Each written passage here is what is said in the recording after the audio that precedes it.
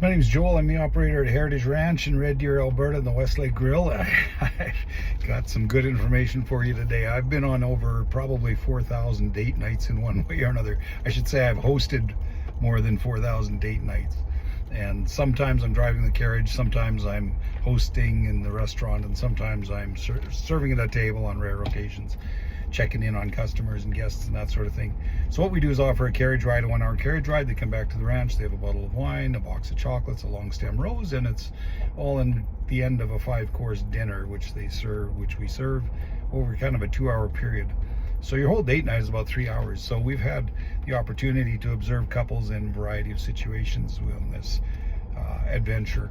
And I have some tips for you. If your date nights are failing, let me give you 5 reasons and 5 things that could be part of the problem.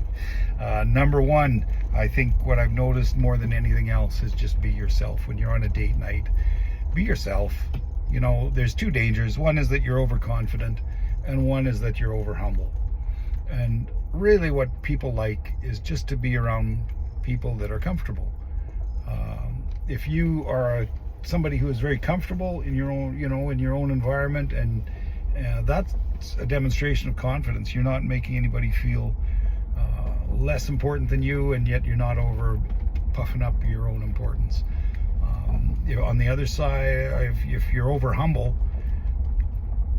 you don't really have a lot to share. You're just along for the ride.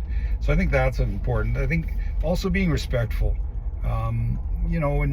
When you're getting on the carriage, or when you're waiting for the other party to return from the washroom or whatever, you're waiting for that person, and you are there to have this experience together, whether it's going on the dinner or the carriage or whatever it is.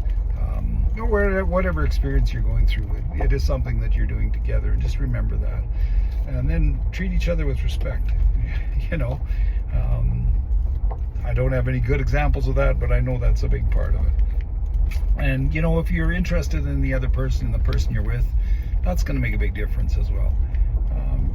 You're not entirely downplaying everything that you've ever done and pretending again that you're not somebody you aren't, but you are interested in learning about the other person. Just drawing them out and getting them to talk about what they enjoy doing and what things they like, what they don't like. Have some questions on your back burner that you're able to kind of ask. You're not doing 20 questions, but you're just, how can I integrate this into the conversation, bring this out? I've been on a few awkward, really quiet date nights where it's like no conversation at all, and we try as best as we can to spark a little conversation, but that's something that's helpful.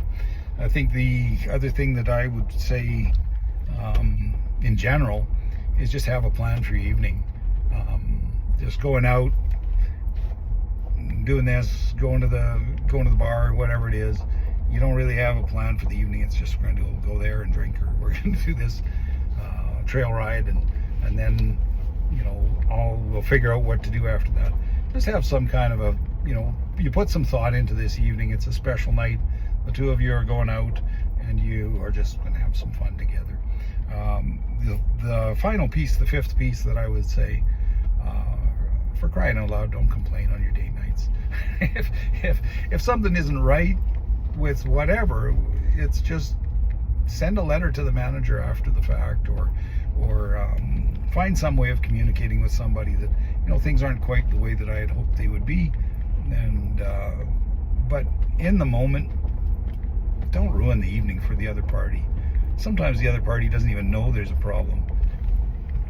Just, hey, roll with it. In the moment, just put your ego aside. Have a good night. This is for the 2 of you. Just enjoy the evening. That's what I would say about that. Yeah, that's what I've learned from being on thousands of date nights and being around them.